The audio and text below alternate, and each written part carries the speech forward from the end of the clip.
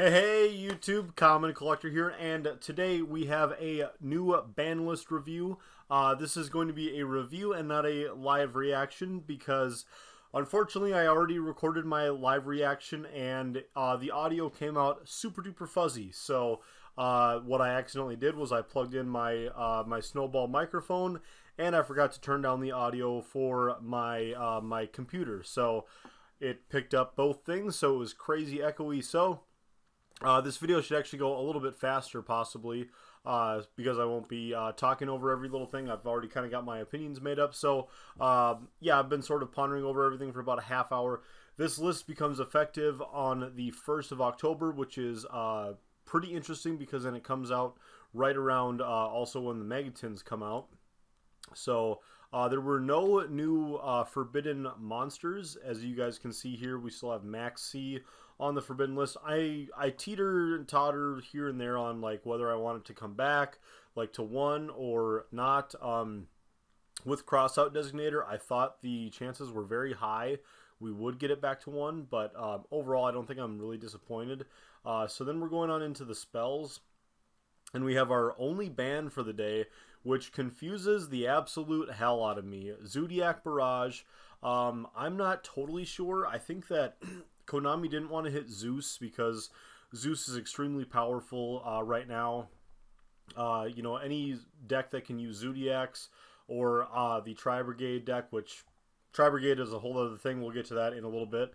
But with the Zodiac strategy, they're able to, you know, get into Zeus really easily, and they don't want to hit Zeus yet because it's coming out in the Megatins. So I don't like that, but what I wish Konami would do is that it would be nice if they would like print the Megatins at the end of the actual year, and then we would be able to, you know, like, so Phantom Rage, we would have had it for an entire year, and then we would get like towards the end of December we would get the 2021 Megatins with all the reprints from 2020. I think that that's the better way to do it. That way, like, they don't need, like, they can just ban cards when they become a problem.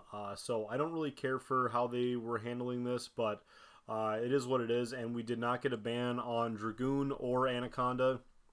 I think that's really stupid. I think that Konami should have banned Anaconda. The price of that is already going up way high, so if you guys need to get your hands on one copy or a play set of the Anaconda, because in Burst of Destiny we are getting a new hero card, which is going to be able to be spammed out using the Anaconda. So we're going to have a brand new like Dragoon engine introduced into the game. So we're going to have basically two Dragoons walking around in the format, which is going to be really gross. I don't like it.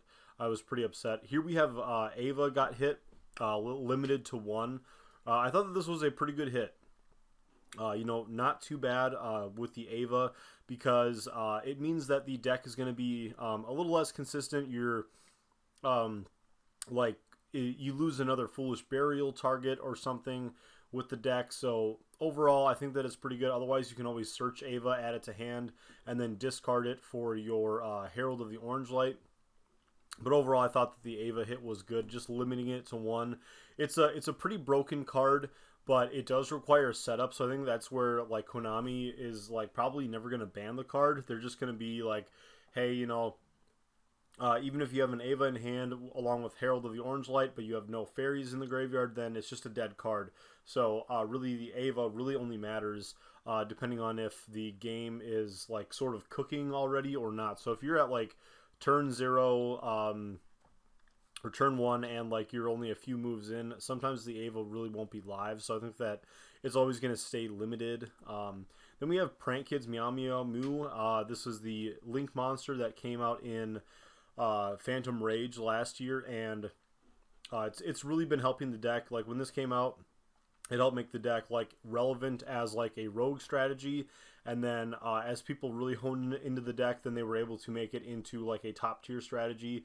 I have no idea how Prank Kids people do it, because I cannot use Adamancipators like I could have a 40 card deck with Adamancipators and other rock monsters, and I would still somehow whiff the Adamancipator Researcher or Analyzer or Seeker effect.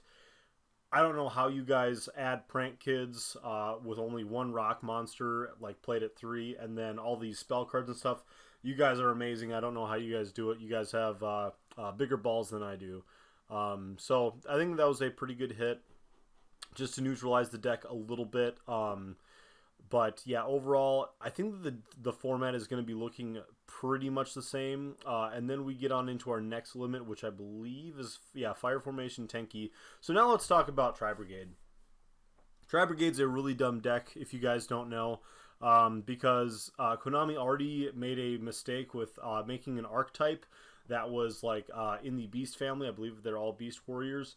So with the Zodiac, so they made an archetype that was all Beast Warriors, and then they made them able to XZ summon basically for free with just one monster. Then let's fast forward a handful of years until they release Tri-Brigades, which is another Beast Warrior and also Wing Beast deck that allows you to link summon basically for free. They also have a trap card which allows you to link summon for free during your opponent's turn. So I'm not sure where Konami really got this idea from, but now Fire Formation Tenki is kind of taking the hit. It still makes sense because Beast Warriors, like just being able to search any Beast Warrior is pretty powerful. It's also a continuous spell, so it can be added back to the hand and stuff like that. And it's obviously very searchable, like if you're playing a Fire Formation deck. But Fire Formation isn't the problem. Basically, the problem is that Tri-Brigade can be splashed in with any archetype that is Beast Warrior, and Wing Beast. So I'm really not sure why they ever made the archetype. I like it even less than I like Zodiac, and I really didn't like Zodiac when they first came out either, because I just don't like how you make an entire archetype that can spam out this stuff. And I know, like, I'm a Drytron player, and I know that people don't like what Drytron decks do. I understand that, and I do understand that, like, that Drytron decks are very unfair as well. I just think that Konami really messed up on a fundamental level when they made Tri-Brigade and Zodiac, because the decks, like, now they have to be really careful about whatever new Beast Warrior support that they like release. And we're getting new Lyrilisk support here very soon, which when that Lyrilisk support comes out, you can bet that Bird Up is going to be coming back, and they'll maybe hit Tri-Brigade on the next ban list, but yeah, for now, Fire Formation Tenki has to take the hit. I just don't like it. So those are my opinions on Tri-Brigade. I've played with the deck, and I've messed around with it with like some of my other decks, like For Hire and even the Pure build, and it's fun. I really like it, but it's just cheap, and I just don't get it. I don't get why they would make the deck. So that's it for the limited. So limits, we had what was it? We had Ava, we had Meow Meow Mew, and then we had the Tenki. So let's go on to the semi-limits. There's a lot of them here. So Danger Nessie, really important thing here. For people who want to play like Danger Orcus, I know that's a little bit of an older style deck, but people can now play Danger Orcus with 2 Nessies, which is pretty big. And if you go back up here, we still have a few other Dangers. Where are we at here? If we go back to the limited, we have Jackalope and Tsuchinoko still limited. So it's really interesting that they.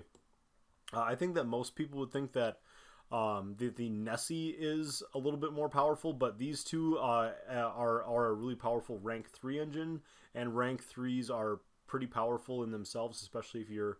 I don't know if you would really incorporate them into a what's the deck? Virtual World deck, but anyway, speaking of Virtual World, we have Emergency Teleport back to 2, which is kind of cool.